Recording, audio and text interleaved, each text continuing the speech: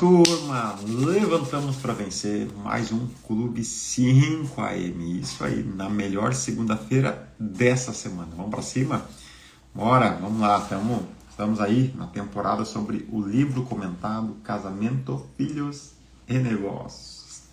Esse livro está sensacional, ele é um guia prático para a tua vida, na área do casamento, no treinamento de filhos e no desenvolvimento aí do empreendedorismo, dos negócios e de uma jornada de sucesso bem definida, com passo a passo, aí, com clareza de como funciona o mundo dos negócios, certo? Estamos aí no chimarrãozinho da M2, deixa eu dar uma abastecida aqui. Estamos no escritório M2 e hoje eu estou arrumadinho aí porque os compromissos são importantes e o dia vai ser longo, tá só começando, hoje é 2 em 1. Já levantamos, estudamos, oramos, agora 5am, depois vamos continuar estudando, depois vamos a Gramado, lá tem reuniões, em breve M2 Gramado, estamos trabalhando para isso, né? Em breve vamos ter M2 Gramado e vamos para cima expandir esses briques aí, esses negócios. Bom dia, Michael, como é que tá, meu irmão? Levantamos para vencer, tudo certo? Isso aí, esse guri também é fera, o maior construtor aí da cidade de Parobé. Em breve, né, Michael? Em breve. Bora pra cima, cara. Vamos lá. Como é que tá a leitura do livro? Conseguiu finalizar? Conseguiu começar? Tá conseguindo acompanhar aqui nosso desenvolvimento? Essa semana para as obras vai ser um pouquinho mais trancadinho, né? Mas sempre anda alguma coisa. A semana vai ser mais molhado. É um período normal, né? Um período mais devagar. A gente apanha um pouco na produtividade, mas fazemos funcionar. Vai dar certo igual. Vamos lá para a gente não ficar enrolando demais também. Porque hoje, depois de Gramado, eu desço, meia-tarde, eu acho. Tenho que organizar algumas coisas no escritório. Tem aula de inglês. Tem inauguração da segunda turma da mentoria de casais, que começa às 7 horas, hoje é a primeira aula dessa segunda turma. E depois tem a aula da primeira turma, né? Foi invertido. Às 8 horas, 8h15. Aula da primeira turma, que nós já estamos lá no 8º mês. E hoje nós vamos falar sobre vendas, né? Começamos o mês sobre vendas, vai ser violento, cara. Pega bem ali o Mike faz parte aí do treinamento. Esse mês sobre vendas, cara, vai ser sensacional para ti e vai ser muito bom. Né? Aquilo que a gente vai construir de método na área de vendas, certo? E voltando ao livro, que é o nosso assunto principal aqui, nós estamos na página 84, seguindo o livro comentado. Então a gente não faz a leitura do livro, pega alguns pontos do livro e vou comentando, para você ter um pouquinho de clareza do que se trata esse livro, né? Nós estamos no capítulo 2, que é o treinamento de filhos, né? Que está escrito lá, filhos, né? Então a gente tem vários pontos aqui para desenvolver esse treinamento aí. E na página 84 tem um subtítulo chamado Super Proteção e Permissividade. Então, a proteção é um cuidado essencial. Proteção é um cuidado essencial. Nós precisamos proteger nossos filhos. Porém, a superproteção é o excesso desse zelo, né? Que a gente entra num extremo de super proteger, proteção, e outro extremo de permissividade, que faz o que quiser e se lasque. A gente tem que cuidar desses dois extremos e buscar o desenvolvimento saudável que dá proteção, tá? Quando tem superproteção, a gente impede nossos filhos de enfrentar desafios que são necessários para o amadurecimento deles. Então, as meninas lá em casa precisam encarar a vida. Para encarar a vida, eu não posso estar na frente delas. Eu tenho que estar no máximo do lado. Mas geralmente um pouquinho mais atrás, só observando. Depende da idade, né? A Manu nós estamos atrás e ela está lá na frente. A gente fica só de butuca, assim, acompanhando. Se tiver alguma situação que não tiver, que a gente entender que não é muito certo, a gente vai chegar, aproximar, dar uma conversada, né? Mas ela está bem madura em vários aspectos. Então, a gente observa mais de longe. A Estela a gente fica mais do lado, né? 8 anos, então ela ainda está em transição aí de controle da vida. Não chegou na metade ainda do controle da vida dela. Então, naquele conteúdo de ontem, né? Que a gente falou sobre a transição aí de controle da própria vida. E a gente fica um pouquinho mais do lado, mas ela vai avançando, né? Nós não vamos à frente dela. A gente só fica à frente de bebês. Beleza, agora tá na hora de dar um passinho, ficar do ladinho, depois a gente dá mais um passo e fica atrás. Então, bom dia pro Tiagão aí. Como é que tá, meu irmão? Levantamos para vencer. O melhor corretor aí da região de Campo Bom. Vamos lá, cara.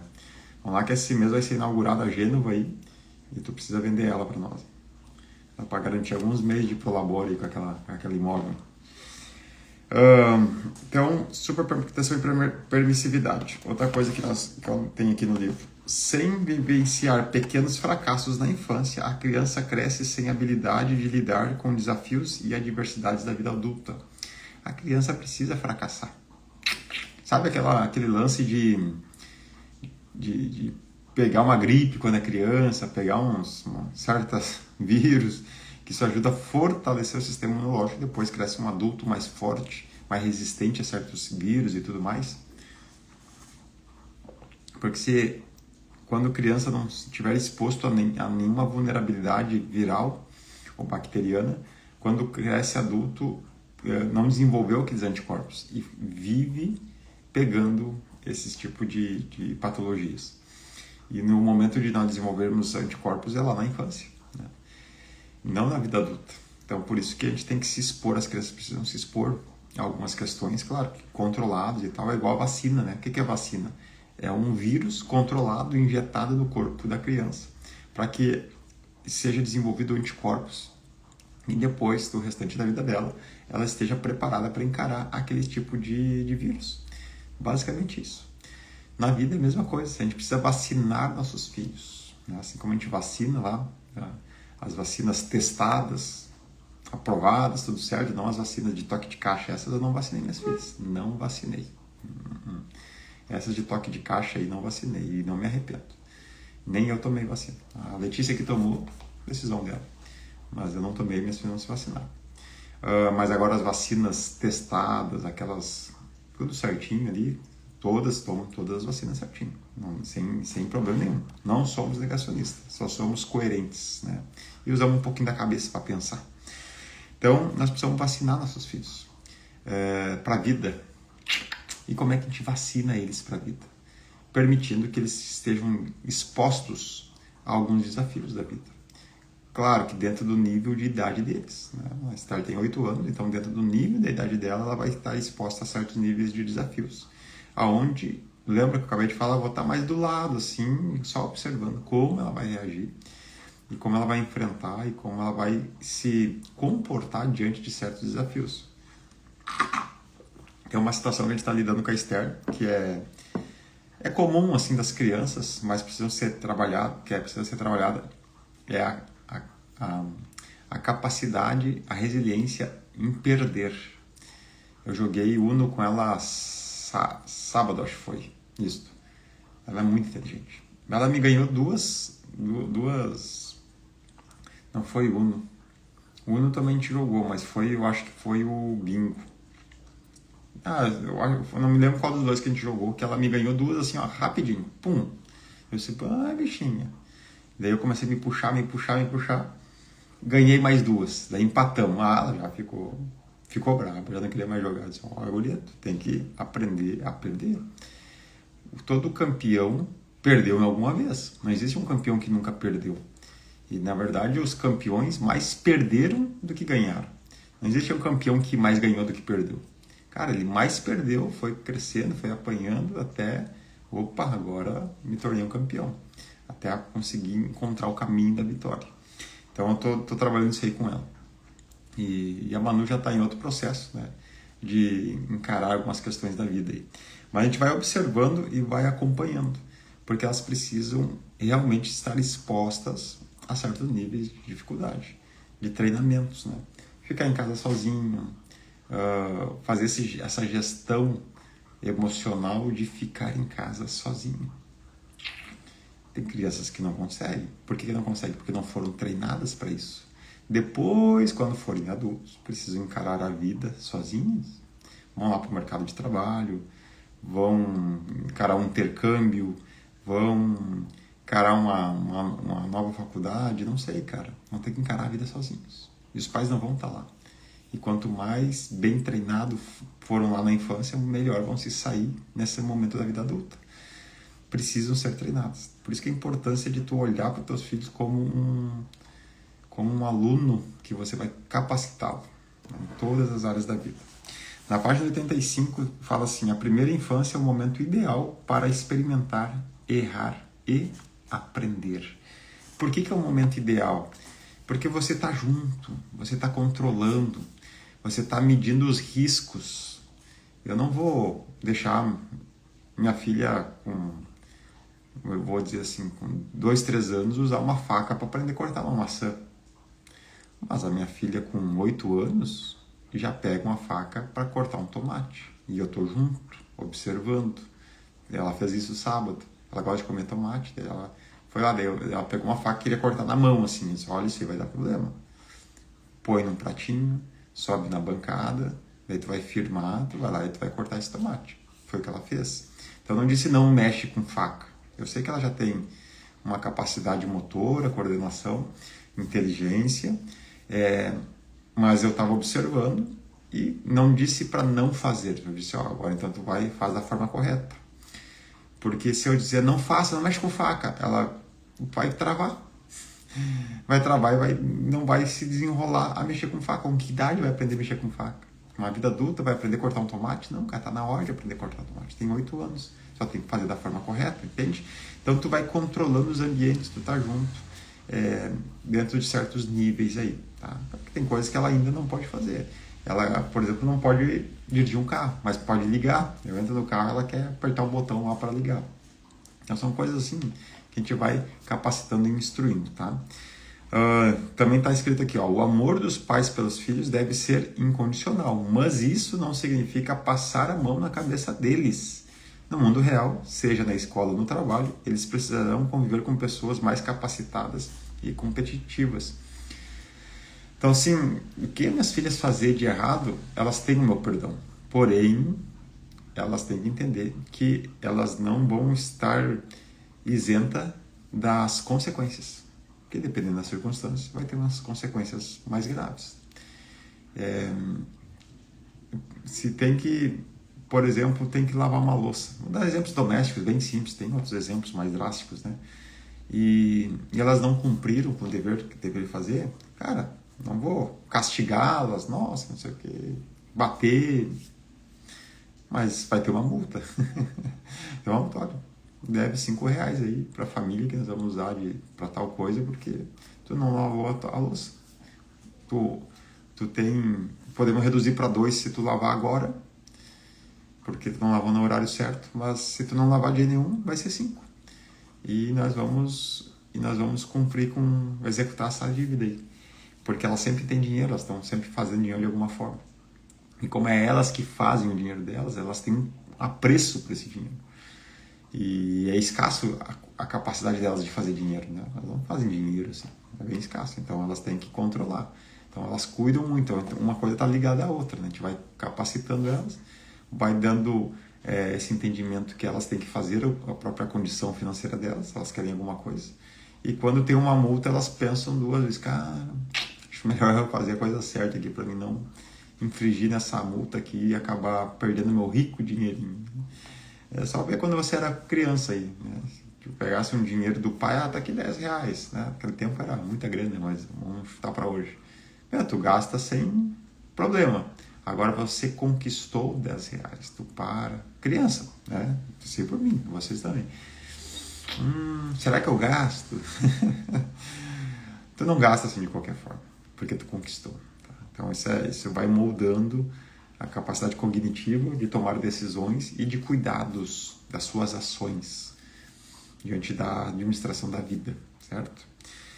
No final da página 85 diz assim: é necessário encontrar um equilíbrio entre proteção e permissividade, garantindo que os filhos cresçam seguros, mas também independentes e preparados para os desafios da vida. Porque ao mesmo tempo que tu não vai exercer superproteção, tu também não vai liberar teu filho para fazer qualquer coisa, porque alguém vai pagar essa conta.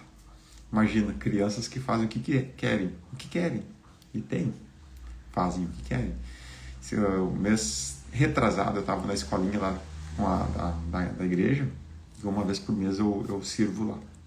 Ontem, inclusive, eu estava lá com a galera. Eu sirvo em 2 turnos, né? Em dois cultos. E teve uma situação com uma criança, e depois eu fiquei sabendo que ela tinha uma síndrome, tem uma situação, alguns problemas. Mas apesar dela ter alguns problemas, ela não está sendo treinada, porque ela falou bem assim: eu faço o que eu quero. Essa foi a frase. Quando ela falou isso, eu já estava escalando a tensão, né? Porque eu sou bem direto, assim, seja com as minhas filhas, seja com o ambiente com outras crianças. Já fui professor por 17 anos, eu sei lidar com crianças. E estava escalando, ele me desafiou, eu, me posicionei. Me desafiou, eu me posicionei. Desafiou, eu me posicionei. Eu fui dando pressão, eu não arrego, cara. E daqui a pouco ele falou assim: eu faço o que eu quero. E eu pensei: vou chamar os pais, porque o negócio vai ficar feio. E chamei os pais. Só que quando eu voltei para a sala, o negócio já estava mais complicado. E daí escalou uma tensão que foi meio delicada. Meu pai, a mãe chegou e tal, e calmou e levou a criança e tal. Mas mesmo crianças com alguma síndrome, com alguma patologia, elas devem e podem ser treinadas. Porque quando a criança fala assim: eu faço o que eu quero, não tem a ver com patologia. Tem a ver com uma condição dela de aprendizado, de treinamento, de dizer assim: a vida a minha aqui, todo mundo faz o que eu quero. Então eu também faço o que eu quero. É o ambiente que vai mudando isso. Porque eu tenho lá na própria igreja outros alunos com algumas síndromes que são extremamente respeitosos comigo, com os outros colegas, com o ambiente. Por quê? Em casa eles têm essa condição de limitações, de capacitação, de treinamento. Tá? Deve ser bem importante, assim, tem pais hoje que põem desculpa, usam, não estou dizendo que não é verdadeiro, tá? Usam a síndrome do filho, que ela é verídica, tá? Mas como desculpa para assim, cara, lavo minhas mãos, né? Eu não tenho o que fazer, não tem muito mais que fazer, né? Criar um ambiente de treinamento mais específico, ainda mais especializado, mais dedicado, para que esses resultados venham, apesar de serem mais limitados os resultados, mas que eles venham, né? Eles têm que vir. A gente tem que criar ambientes que possam causar esse desenvolvimento. E claro, né, dependendo de cada síndrome aí vai ser mais difícil, os resultados vão ser menores. Eu trabalhei muito com crianças especiais, tá? Com vários níveis. Claro que a minha área era educação física, então eu tinha as ferramentas certas para alinhar as turmas e tal, né? Teve situações mais específicas, mais limitadas? Teve, cara. Teve situações de agressividade. Enfim, teve situações mais difíceis, bem mais limitadas. Mas de todas as minhas experiências, que não foram poucas, a base estava no ambiente familiar. Porque às vezes tu pegava crianças com síndromes e com patologias idênticas, mas uma era extremamente dócil, respeitosa e se desenvolvia, a outra extremamente agressiva, dificuldade de desenvolvimento, de se envolver com a atividade e tal. E isso, claro, não é a culpa da criança em si, mas pelo ambiente que ela foi treinada. E aquilo ali que ela aprendeu, e aquilo ali era a rotina dela, ser agressiva. E isso está lá nas casas, nos lares. Por isso que a gente precisa treinar nossos filhos. Certo? Página 86. Vamos virar aqui de subtítulo. Mirando no alvo. Que daí nós entramos nesse aspecto aí de treinamento. Tá? Que, na verdade, falando de filho sempre vai ser a palavra treinamento. Aqui a gente usa educação, criação, mas a palavra que melhor define isso é treinamento. Quando a gente fala mirando no alvo, a gente está olhando para nossos filhos como uma flecha, tá? E no começo da página 86 a gente diz assim: Provérbios nos ensina que nossos filhos são como flechas. E a principal característica de uma flecha é que ela tem um alvo. Se eu tenho uma flecha na mão, para que serve uma flecha? Se não para acertar em um alvo. Seja de forma esportiva, né? Ou seja lá naquela forma mais primitiva, antigamente, né? Que era uma ferramenta de guerra, né? Uma flecha. Então tinha um alvo, o oponente, né? Tinha um alvo, acertar em coisa específica para ferir ou para estragar ou para, de alguma forma, vencer o oponente numa disputa esportiva. A flecha tem um alvo. E nós, como pais, devemos saber disso. Qual que é o alvo dos meus filhos? Qual que é o propósito de vida deles? Então, vamos lá. Tem 4 pontos aqui que nós temos que entender bem claro quando nós pegamos uma flecha na mão, que é quando nós temos filhos. Primeiro, enxergar o alvo, ter clareza do alvo. Qual que é o propósito de Deus para a vida dos meus filhos? Talvez, e bem provavelmente, eu não saiba o propósito específico das minhas filhas, até porque isso vai passar por uma decisão muito pessoal de vida delas. Esse propósito pode ser mutável dependendo da postura que elas tomarem. Elas podem construir um objetivo na vida e durante a vida mudar de objetivo e está tudo certo. Isso não é ruim. Isso às vezes é muito bom, inclusive. Eu falo por mim mesmo. Eu, na minha cabeça, fui desenvolvendo achando que crescia, estudava, virava um profissional, se formava na faculdade, estava bem na vida e fazia aquilo ali o resto da vida. Isso era muito comum, né? Quando eu era criança, as pessoas se aposentarem nos seus trabalhos. Eu me lembro quando eu entrei no SESI. Cara, a galera que trabalhava lá no SESI tinha 30 anos de SESI, porque era uma empresa sensacional. Até hoje né?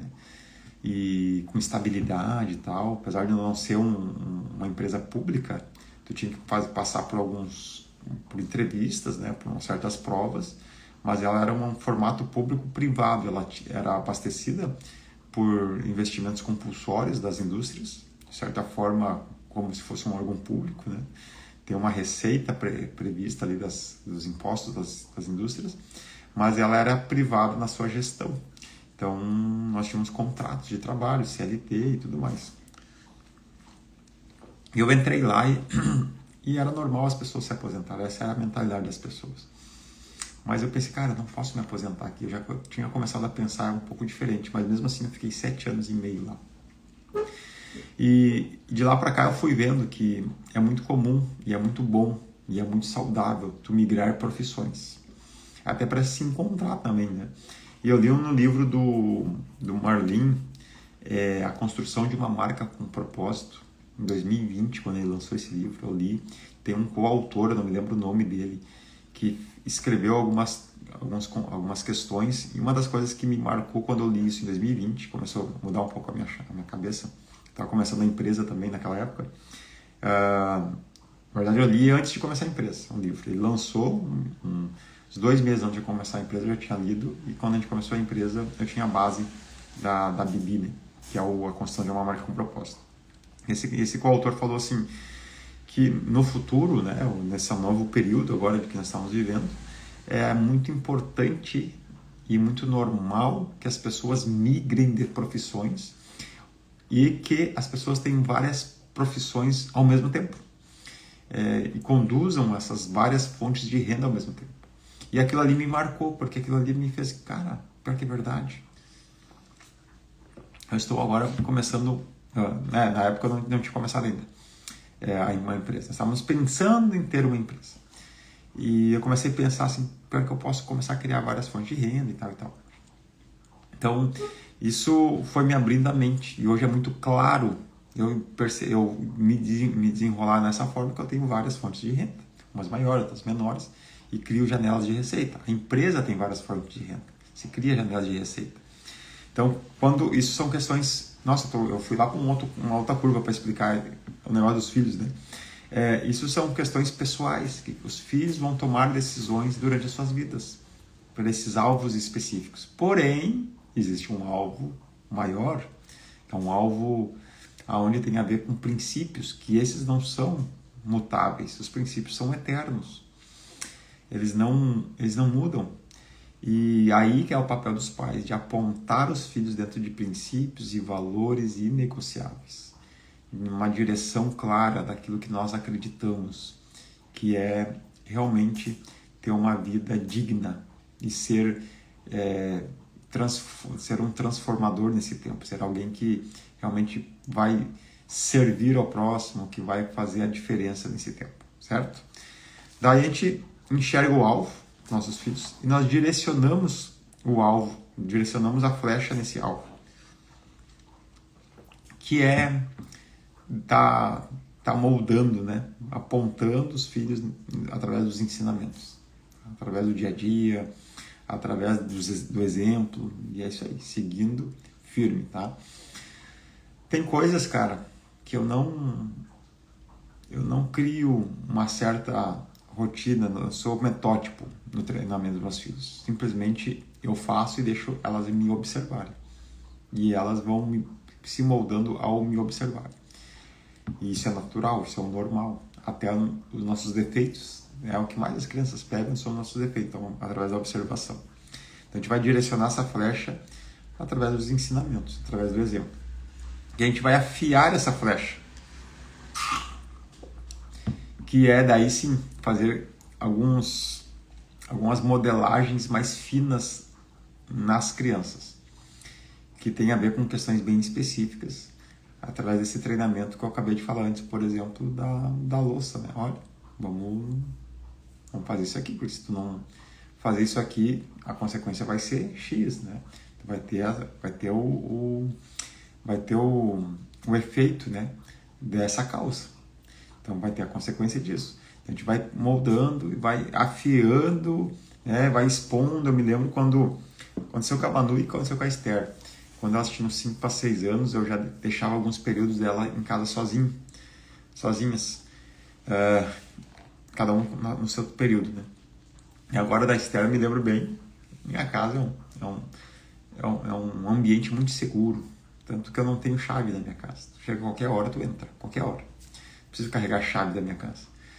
E eu me lembro de eu estar indo trabalhar de tarde, a Esther das férias, acho que era quando não tinha creche naquela época, naquele período. Ela vinha lá no portão chorando, pedindo para nós ficar em casa. Eu disse, não, mulher, pode ficar aí, tá tudo certo, tá bem resolvido. Eu já sabia que ela tinha essa capacidade, a gente já estava treinando ela, né? E nós saímos e ela chorando. E tá tudo certo. A Letícia não conseguia fazer isso, eu conseguia, porque eu sabia que aquilo ali era importante. Então hoje nós podemos sair, inclusive nós estamos indo viajar essa sexta-feira, ficar 4 ou 5 dias fora, e as gurias vão se virar muito bem sozinhas, muito bem. Não precisamos levar para casa dos outros, não precisamos pedir para outras pessoas virem cuidar delas, elas se viram, né? A gente organiza ali as questões e elas vão se virar muito bem. Então isso é um momento de afiar a flecha. E daí lançar a flecha com firmeza. E esse é um desafio para os pais. A gente precisa lançar. O que é lançar? Soltar, cara. Estica, estica, estica e solta. Tem pais que não conseguem soltar os seus filhos. Vivem lá dentro da vida dos filhos. Depois de adulto, inclusive. O filho já casou e os pais estão lá querendo mandar. Dizendo que carro o filho tem que comprar, onde ele tem que morar. A mobília dos filhos. Cara, eu conheço pais que definiram a mobília dos filhos. Que tinham condição financeira. E os filhos se submetem também, né? Cara, falta muito treinamento, falta muito entendimento desses pais de entender que os filhos precisam, cara, seguir a vida deles, segue a vida deles, certo? E vamos pro final, então, são as tarefas, né? Algumas tarefas que o livro propõe para que isso aconteça. Primeiro, tu vê que tem a conversa, as tarefas sempre passam muito pelo diálogo entre o casal, seja lá no casamento, seja no treinamento de filhos, muito esse diálogo. Isso tem que estar alinhado com os dois, tá? Precisa estar alinhado para que tenha mais efeito essas tarefas, tá? E tarefas precisam ser praticadas, não adianta só saber as tarefas e não acontecer. Tem que botar, se precisa, horário, data e tal para acontecer.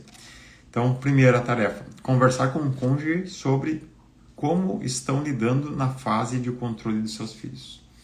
Lá naquele episódio de ontem, acho que foi, nas idades, né? Pega o livro, vai ler.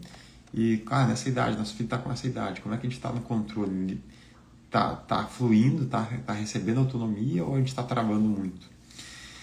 Segunda tarefa, você é permissivo ou super protetor? Como buscar esse equilíbrio? E analisar. Cara, eu permito coisas demais. Meus filhos fazem uma baderna aqui, na casa dos outros, onde eles não respeitam, ou protejo demais, eles não podem. Sai uma cutícula da unha que já estamos lá ao redor, não, minha vida, meu tudo, minha alma, meu sangue, não pode, Meu, calma, deixa a criança chorar um pouco, faz bem pros pulmão, tá tudo certo. E a Esther, né, pequena, ou a Manu quando era pequena também, vinha com um caso que aconteceu, uma situação, machucou. Como é que tá? Tá tudo certo? Antes de casar, Sara. Vai casar essa semana? Não, não vou não. Então tá bom, tem tempo pra Sara, fica tranquilo. Não vai morrer. Vai estar tudo certo. Tem que cuidar, cara, pra não criar uma bolha super protetora, tá? Então, analise isso aí. Como seus filhos... Terceira tarefa. Como seus filhos estão lidando com as frustrações? Analisa. Perdendo o jogo. Eu vejo que a Esther está precisando melhorar muito isso. Então, a gente está trabalhando isso, conversando, ó, pontuando, sendo firme com ela também em alguns pontos. Olha, guria, tem que aprender a perder. Senão não vai dar certo. Vai ter muitos problemas. Ou com outras frustrações, né? Como que vocês estão lidando com as frustrações? E quarto, se o seu filho seguir os seus passos, essa é forte. Se o seu filho seguir os seus passos, qual resultado ele terá espiritualmente, emocionalmente e fisicamente? Daí entra a questão dos exemplos, né? E aqui eu citei 3 aspectos, né? Aspecto espiritual, emocional e físico. Mas a gente pode levar aspecto profissional, enfim, vários níveis de aspectos aqui que vocês imaginam. O relacional, né, com as pessoas, como se eles seguirem os teus passos, ou eles não podem seguir os seus passos. Faz o que eu digo e não faz o que eu faço.